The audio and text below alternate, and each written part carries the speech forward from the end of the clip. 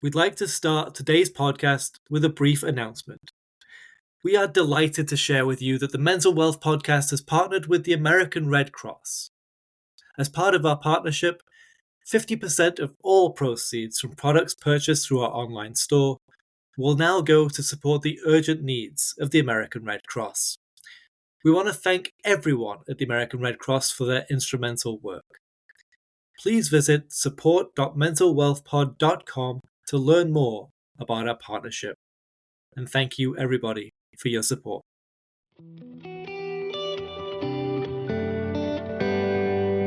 What if getting fired wasn't the end of something, but the start of finally figuring out who you are?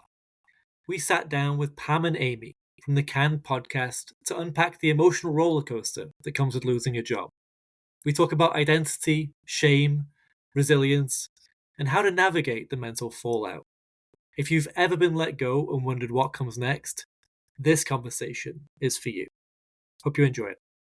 For ad-free episodes of the Mental Wealth Podcasts, head to mentalwealthpod.gumroad.com. Pam and Amy, you would like to introduce the Can podcast to our audience? Sure. My name is Pam Mandel, and I'm the host of Canned Conversations About Getting Fired, which is exactly like it sounds like from the title. It's Conversations About Getting Fired. And I'm Amy Guth, and I produce the podcast. When I heard about the idea for the Can podcast, I was, first of all, very jealous because I was like, that's such a great idea for a podcast. I was like, that's brilliant. I love it. It's such a universal experience, and everyone has that story of a bad boss or just that experience of going through the firing process. I'd love to find out what the origin story is for the Can podcast, if you could tell me. It is the most obvious thing, which is that I got fired.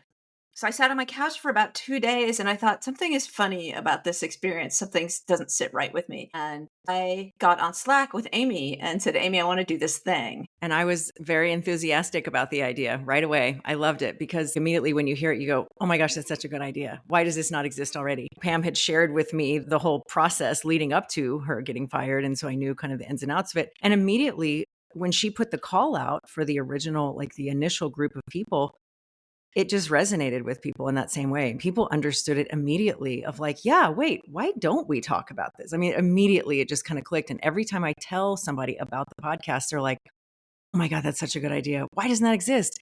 Is there a particular guest you've had recently that you can talk about that resonated most with you right now? The thing that I am struck with is not that there is one particular guest that stands out, but that every single person that we've spoken with has some kind of remarkable insight. They have some kind of remarkable gift. When they're given the opportunity to talk about the experience openly, they give us so much to sort of process and different ways to think about what it means to get fired. Yeah, I would agree with that. No matter what industry somebody is talking about that they were in prior to getting fired, there are just themes that go across it. There's dynamics between boss and worker that just echo out throughout all of capitalism and affect everybody. There are themes that ripple out in how you never get the satisfaction or the dignity of the real truth. There's always just some kind of like fabricated quick story. There's always some kind of coldness from the person doing the firing. There's always this embarrassment and there's this kind of shame attached to it. And then there's always this epiphany of like, well, wait a minute. No, this is not true about me. And it's almost like when your truth gets rattled that hard, it kind of forces your inner self to step forward in a more powerful way. And I really love the guests that have done something really powerful after getting fired, that started a business or completely changed and are just so happy they don't even know what to do with themselves now because that was so rattled within them that they came out of it. At the end, it became a victory for them. You know, they were able to reclaim something about themselves on the other side of it. That's such a good point, is that people don't often you go through the process of being fired and they go through the emotions of it, but then they're not maybe ready to think about the next step of that, what that process looks like. And then afterwards, on reflection, it almost becomes a foundation for growth in the future. Is there a surprising element perhaps that you've learned about the process of being fired by speaking to so many people about that? That's a really good question. I'm surprised every time somebody tells me a story. None of these stories are boring ever. A thing that's surprising for me from a more philosophical point of view is that everybody seems to cross this transition where they think very deeply about the role that work plays in their life, the role that work plays in their identity, right? And who they are. And I've spoken with a lot of people who have come out of it and been like, I'm just not going to put myself in work like that the other day. And then there's sort of a companion piece to that. And I did an interview just last week where the guy I was talking to said, my biggest mistake was being loyal to my employer. And there's that too. And so these two sort of foundational things, one is sort of the level of their commitment to their work, and the other is the level of importance work plays in their identity. Both of those key things about who people are and the role work plays get rattled very deeply as a result of getting fired. There was an episode pretty early on with a teacher that really captured that spirit. And she talked about how we're raised to be quote unquote good workers and very obedient workers, and we comply with things, and we're a team player. If we happily, sacrifice nights and weekends to do more, way out of the scope of work. And when you put that boundary, there is this element of how dare you? There's this like heretic thing that gets put on you. And a lot of people, I think part of their grief was, how could they do this to me? I gave so much. And there's this betrayal element in their grief from getting fired. And I think that, what Pam describes is very true and very present in all of them. There's like this sense of, I gave so much and it made me realize, what the hell am I doing? There's a lot of people that have said things like, now I have way better boundaries. They hired me to do this job until 5 p.m. and I am out the door at 5:01. I'm not trying to take on extra emotional labor and wear myself out because, the job doesn't love you back. It can't. It can compensate you. It can give you benefits, but it can't love you back. And I think that comes through in almost every single episode, truly. That's such a great point. I'm wondering whether there's a difference between how younger people approach the process of being fired and how older people who are more experienced and perhaps have been through different kinds of jobs before. Is there any sort of difference between the two mechanics there?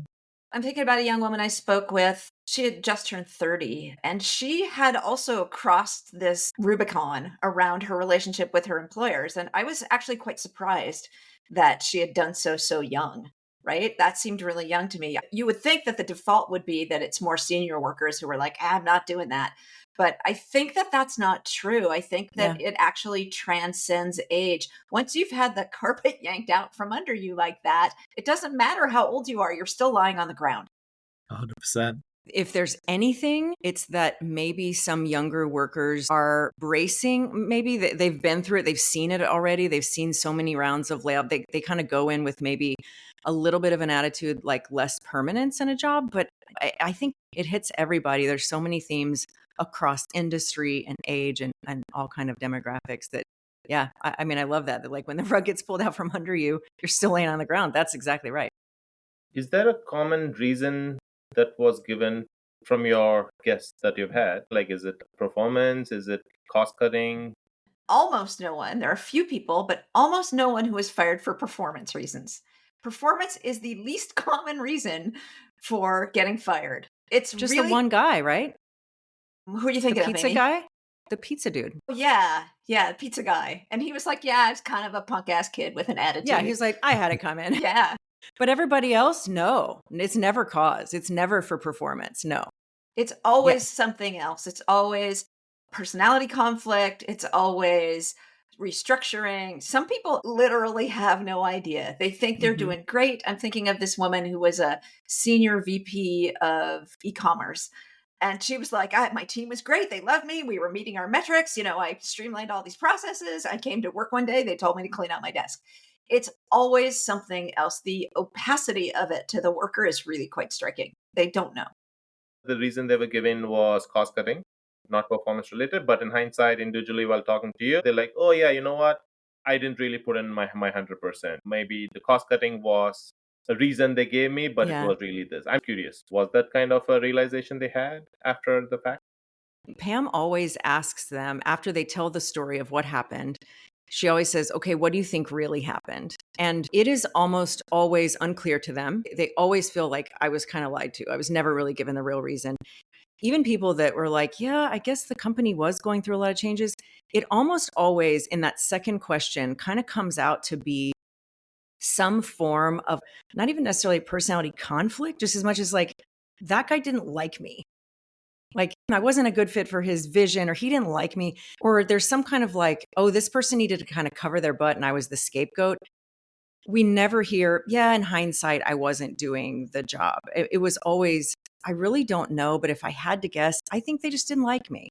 I think they just didn't want me around. I feel bad for them because there is no closure because it's so vague. And what else strikes me about that moment in the conversation is that even then, even when they've got some distance and they're able to talk about it, sometimes we still hear people kind of making not quite excuses for the employer, but like, well, I guess it's fair. It was cost. Like very few people are like, to hell with them. They lied to me and they were not clear with. Very few people just draw a line and they can get mad, but they will still take some of it. Like, well, I guess I wasn't doing, it's fascinating to me just how deep that shame goes. I think it really speaks to what I was talking about earlier, which is the depth that your day job impacts your identity. And so when these people have their day jobs taken away from them, they're being punched in the identity, right? And that's where it hurts. It hurts in their identity. They are so identifying with their jobs that when they're told that they're not good enough to stay in that role,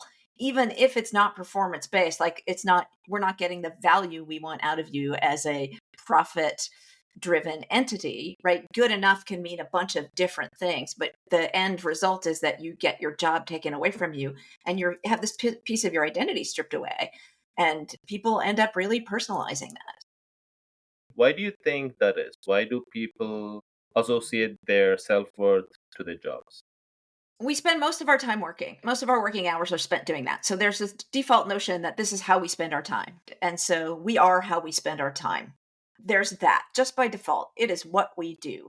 I just had a conversation with a guy who said he hates it when people ask him what he does when they meet him. He's like, this is the least interesting thing about me. But we default as a society also. So I think both of those things really feed into whether or not we want to identify ourselves as work. We're being pushed into these boxes by the world around us. And I think so much of our economic framework frames it that way for us, that we have to earn our rest, not just get to rest because we're humans and we need it. We're most valuable when we're very productive. I think that it's such a pervasive narrative that it's hard not to internalize it. We can say, oh yeah, sure. No, I know I'm a valuable human being just by virtue of being a human being. But, you might still make comments or speak to yourself like, man, I've been a bum today. I haven't done enough. I haven't done anything. I need to be productive. I feel like a bum. I think we have internalized that economic system very deeply. It's one of the first things you ask people. So what do you do? Where do you work? Right? Because we want to categorize people with that, in that way of how do you spend your time? And therefore I can believe a thing about you or understand a thing about you better. In some ways, it's almost like society is evolving more in that direction with hustle culture and the 5 to 9 after the 9 to 5. It's almost like we're getting more in deeper into the idea of like, what do you do and what are you doing after the thing that you already do 9 to 5? Like, what is your side gig? Like, you're defining yourself more and more by productivity rather than your identity, as we discussed. And isn't it interesting that it used to be that if you had to get a second job, there was almost a little bit of not quite shame, but something adjacent to shame. Like, oh gosh, things are going bad in my household. I had to get a second job. And now it's like, what are your side hustles? What are your, I have hobbies that I make a point not to monetize. And people are always going, oh, you should sell that on Etsy. You should do this. And I'm like, I don't want to. I just want to do this thing for joy. Let some things just be joy. I'm wondering from the management side, is there something that management can do more effectively when they do have to make that horrible decision? We talked with Rebecca Weaver. She's an HR consultant. She talks in great detail about this and about how the organization that is designed to help the worker is also the organization that's designed to protect management. She articulated that so well. Like, we need HR for workers and we need whatever management needs. They should be two completely separate organizations. The fact that they're not makes it really difficult for workers to come out ahead because the company is always going to come first. And people get twitchy about like, HR is not your friend. Don't be mad about it. But HR is not your friend. HR is prioritizing the company over you every single time. It's literally their job. And so that is like the overarching thing that I think companies could do is they could have internal advocates for their employees. If they genuinely want their employees to feel protected, safe, valued, and to have a place to go when they're having issues, that organization needs to be completely separate from the one that protects management. In addition to all of that, I think a theme that's come up a lot is how cold the person doing the firing has been, even when it's someone who you felt like you had a good rapport with, that they've been coached by HR, because HR is ultimately there to make sure the company does not get sued. A lot of people have kind of talked about this, like, oh, I thought I had this great relationship with my boss, and suddenly they just repeated one line over and over until I just left. Often, sometimes that person was stunned too and didn't really know what to do. So I think if you do have to fire somebody, I think you should be trained a little bit. I think some people are just kind of thrown to do that. But also, I just think there can be a lot more human way to do it. And even in as litigious as things get, there's got to be a more human way to do it. The other thing is part of having that worker advocate would help people better understand the rights that they have in that moment. There's a lot of people that have mentioned, like, and I was handed these papers to sign and I didn't know what to do and I just signed them. And, the HR professional and we had an attorney on, all of them were like, do not sign anything. By law, you have time to think about it. And I think if it was more present in the room that we all agree the rules of engagement here, and we know your rights as a worker, and we know, we have to do this in a way that is legally sound, but also with the dignity of everybody intact. I think if that was named a little more transparently, that might just kind of help that unpleasant situation go a little bit better when it has to be there. Can you go back for a minute, Amy? You mentioned of signing papers and they have time. What was it in reference to? Separation papers, severance packages, all of that stuff. Depending on your work relationship, you don't have to sign that thing in the moment. You are legally entitled to a certain amount of time. And we have any number of people who have said they brought me in the office. They told me to sign these papers. They told me I wouldn't get severance if I didn't sign the papers. I was completely stunned. I signed the papers and I went to cry in my car. Thematically, this has happened more than once. It is illegal in the United States to badger your employee into signing the papers like that. It's not legal. No, I'm not a lawyer, but the one piece of advice that the employment lawyer that we spoke with, he was like, don't sign them. Ask them how long you have to read these. You shouldn't have to sign them in the moment. You're stunned, you're shocked, you're like reeling. Take them home. An ethical employer will tell you, we are giving you these papers. You have 7 days to get back to us. Here's your contact if you have any questions. So that's just straight up ethical behavior from your employee. And we have also heard numerous stories of somebody had this paper slid across the desk and told them to sign and then to get their things and leave the building. They were not informed that they had the right to review the content of those papers. I'm going to say this again, not a lawyer. So I would consult with an employment lawyer or consult with somebody who's familiar with the laws for your state or your region, wherever you're listening from. This is going to vary. But pretty consistently, people are like, no, don't sign, no, do not sign the papers in that moment. Take them home, say you'll review them. That's it, done. And I assume a lot of employment lawyers offer a free consultation for that very purpose. It's a great point about calling someone with legal expertise about your severance packages and all those kind of things that you're owed after you get fired. I was thinking more about the long term for the person that's been fired. Is there a trait that you notice among people that have gone on to greater success after their original firing? Is that common? Yeah, and I talked to a woman last week, and she told me that she fought the universe for years before she embraced her new path. For years, she was doing the job, but she was like, this is temporary. I'm going to get back to that thing I was doing before. So she really was like swimming upstream the whole way. She said it took us 4 or 5 years before she accepted that actually, no, she was on the right course now. So I think it just varies from person to person. I have noticed, though, some of the conversations when people share in hindsight things that they accepted as normal at the time, when they're recounting them to us, are so hysterically funny to them.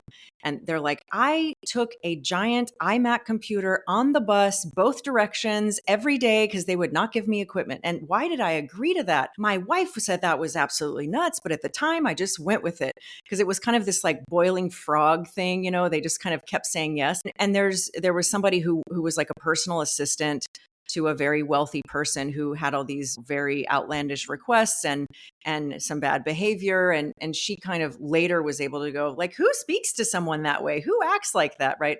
So I do think there's the folks that have landed in a place where there's enough distance, not necessarily time, but distance, where they can really laugh about some of just the things that were ridiculous. The guy that took the iMac on a bus, he also said at one point the boss was like throwing things in the office. His son was handing him things like staplers and he was whipping them around the office. And he was like, even as I'm saying that sounds so great. And he was able to reflect on like, why did I not just get up right there in that moment? It was so crazy.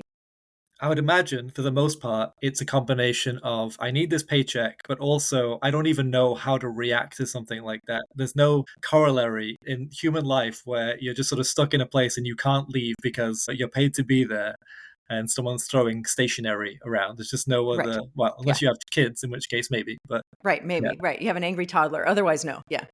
Yeah, the angry toddler analogy is actually a really good one. And the angry toddler is the person who signs your checks. And right. And so that's a weird power dynamic to be stuck in.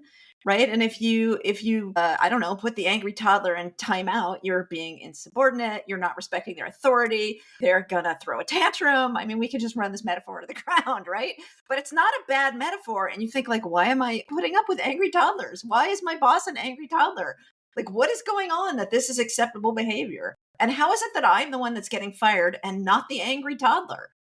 And we had a mental health professional on, and he really dug in on it is a trauma to get fired. And you should give yourself that space to treat it as such and give yourself time to recover from it. But part of that is when you hear these stories of being treated so poorly in ways that are humiliating or just degrading or whatever, there's that trauma too, right? So there's just the trauma of suddenly you have no agency and no choice in the matter. You no longer do this thing that you perhaps gave a lot to. So there's that trauma, but also there's this other layer of embarrassment of why did I consent to bring a computer every day? That was very inconvenient and hard for me. Why did I sit there while someone threw staplers? Why did I let this person speak to me? And also being traumatized by that person speaking to you and screaming at you and doing all of these things.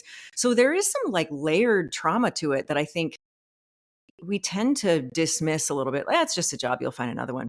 But no, especially when you're that connected to it as an identity point, it is a trauma. And I liked that he named that. I liked that conversation a lot, and that he really let it be there and let yourself grieve the process. Like, let it be there and let yourself settle through both mentally and emotionally, but also somatically. Like, let your body adjust to the trauma of that. And to tie back to what you were asking about the characteristic of people who recover more quickly from this, and maybe that's the key, right? Maybe it's the people who acknowledge that this was a traumatic situation and I need to invest in recovering from this personal injury, right? Like if you break your arm, you're going to get the cast and you're going to give it however long it takes to heal, whatever, and you're not going to be embarrassed about it. You're going to be like, no, I fell and broke my arm, it's fine. But if you have this emotional injury or this mental injury or any of these, we have a whole other layer of like shame and embarrassment around that stuff. And maybe the recovery comes faster to people who allow themselves to heal that part of the process. I'm speculating, but I bet that if we went back and sort of listened through it, we'd be like, oh, this is a person who invested in like really thinking about what the hell happened and what I'm going to do next time and really like figured it out. Whereas like if I think about this woman who I talked to last week who was just fought it the whole time, she really didn't want to give into it, right? She really didn't want to give into it. She's very candid about it now, but she also like it took her years. And it might be because she wasn't willing to accept the fact that these people really insulted me. And so being really candid with yourself about how you felt about what you went through, maybe that's the key. So from what I understand, the majority of them were taken by surprise, right? Of the Yeah. minority that did not, is it safe to say that they were mentally prepared, or were they resilient enough to not be affected by it? You either accept how it is, or you try to fight something that cannot be fought, which adds to their anxiety and not ideal mental health. And there's some people who are like, well, it is what it is. What's the next step for me, kind of a thing. I'm thinking about the tech workers we've had that were sort of swept up in layoffs, right? And who are like, yeah, it happens all the time in this industry. I feel like those folks tend to be weirdly split. Like they sort of knew that this was always possible, but they didn't necessarily see it coming to them. They weren't so surprised that it's happening. They're more surprised that it's happening to them specifically. It's the personalization of it that they're surprised by. The reason I was asking was to see, how many people were not as affected by it as the others who didn't see it coming? Does it have any relation to who are successful after this happened, like starting their own business? Is it people who were motivated by the firing to start there and be like, let me show them that I can succeed kind of mentality? Or people like, hey, I knew it was going to happen. This was my plan B anyways kind of thing. Yeah, I'm thinking about the video editor Quincy, who went off and started that new business with his partner when he was done, and he sort of took it as a message, like I always wanted to do this, and so now I'm taking the opportunity. And I think we had a handful of people who are like, I always wanted to do this anyway. I was a little bit off track, but I think it again sort of ties back to whether or not they gave themselves the time to be introspective about what happened and what they really wanted to do next, as opposed to people who were pressured. There's also, surprise, surprise, an economic level to this too, right? So say you're some senior tech person and you're pulling in a six-figure salary. I talked to a guy who was a company founder, very senior. He was fired from the board of his own company. He was very emotionally traumatized by the process. Financially, he was, like he's fine. And so there's that aspect of it too. I'm thinking of another person I talked to, this young woman who was 30, was like, I'm 30. Well, I just bought a house. What am I supposed to do? Right. So there are a bunch of factors. And I think that the economic factor is also very, very important to consider. Do you have a partner at home who has a job? Start with that. Are your health benefits coming from somewhere else? Do you have kids that are on the insurance policy you got from your employer? Like there's a million factors that can determine, can I take the risk of going to do some big new thing? Or is my family, my household reliant on that paycheck? And I'm just going to have to do what's next just to like keep food in the fridge because I got kids that their feet keep growing, whatever. I'm just wondering also now about the next day after they've been fired now. Is there self-help toolkit? Is there tools that you've learned about during this process that other people can use as they're going through? Websites, apps, things that you would recommend people that have just been fired use? I haven't found anything that really stands in, but I will say that we have received excellent advice, and I want to just point people to Canned, and say like, okay, you're done crying. You should go listen to some episodes of Canned because you're going to find out that you're not alone. That's almost the first thing I want to tell people. And I also want to tell them to talk to me for two reasons. Partly because I want their story. I selfishly want their story, but partly because I have found that running this sort of confessional for these stories, people are so unburdened. They're carrying around this heavy story, and they should, if they don't want to tell it to me, they should find someone to talk to. Get your best friend, get your therapist, call your mom.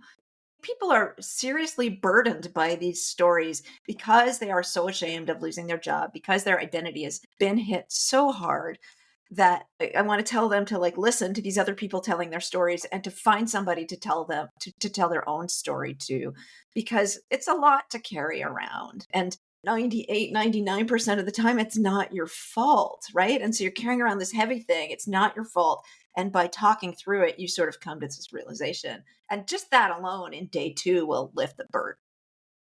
I'm really struck by how many people say in the course of the interview, wow, I've never really told anyone that story. In particular, I'm thinking of a member of the military, and it went very badly for him. That is a heartbreaking story. You hear emotion in his voice, and he's like, wow, I've never really shared that whole story. That was a lot. And it was very liberating for him. I think there is absolutely like a lifting, and you can hear it through the course of the conversation. There's a lot of detail. I'm struck by the incredible imprint that the moment makes on people. There's a guy that is talking about something that happened decades ago. He still remembers the woman's haircut and the stuff in her office.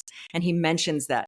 So there's this more serious part of it. And then on the other side, the back half of the interview, there's always this, you hear the relief in their voice so often. You hear it. By the end of the conversation, Pam usually closes by saying, what advice would you have for someone who just got fired? And you hear them step into this, I almost want to say higher mind, like higher self way to advise people and talk about what they would say. And you can tell with some of them, they're speaking to their previous self. They're talking to the version of themselves who got fired. And it's really touching a lot. And the themes are there. It's always like, give yourself a minute. Even if you got to go back to work for economic reasons, like give yourself a second, just take a breath, call a person, sit quietly, be in it. Don't avoid it, be in it, and look for support, because people, it's always, I sat in the car and cried and called my partner. I got someone to come get me because I didn't think I could drive, or I didn't want to be on the bus or whatever. It's always like, give yourself that minute, no matter how small. And I think that it's so powerful. But to Pam's point, that unburdening is powerful. You can hear people talk about it. And to me, I can tell how emotionally charged it is because the way their voice modulates through the course of the conversation, and because of the amount of recall that they have over the tiniest little details that, like, I don't remember what I had for breakfast yesterday, but here's somebody thinking decades ago, this woman had these stupid fake flowers on her desk and I was so mad and just staring at them and trying not to cry. Like, people focus on the funniest details, and that speaks to how emotionally charged that moment is. You had talked about the opacity of being fired, but you're giving people back control over their own narrative of how they were fired. You're almost giving them back this internal voice that they've had in their head. You're allowing them that time to sort of speak about the process itself, and that has got to be such a, as you said, an unburdening and a sort of a controlling factor too. I'm endlessly moved by these conversations and endlessly touched that a lot of these people are complete strangers. They're randos from the internet, right? Like, I don't know who they are, and they're sharing these deeply personal stories with me. It's really very touching. I hate it when people say they're honored, because, like, what is that? But it definitely feels I'm honored by the fact that they've decided they're going to trust me enough to tell me this story, and they are dying to put it down, and they just don't have a place. They don't have a place. I talk to all these people and I just think, like, why did you hold on to this for so long? Right? Like, it's not that big of a deal. And, if I think in a sort of long term, like, what I would like to get out of doing this project is I would like it to not be such a big deal. Like, I would not like to be the only person people are talking to about getting fired, right? Like, I shouldn't be the first person to start a podcast about this. There should be dozens of them. But it definitely feels like we're the only ones who are zeroed in on this very specific human experience. So now we've sort of articulated the journey that people go through. What can the individual listener take from these? I want to start with 9 times out of 10, it's not your fault. Folks really need to embrace that. There's something else going on. It is not you. You did a great job. I would lead with that.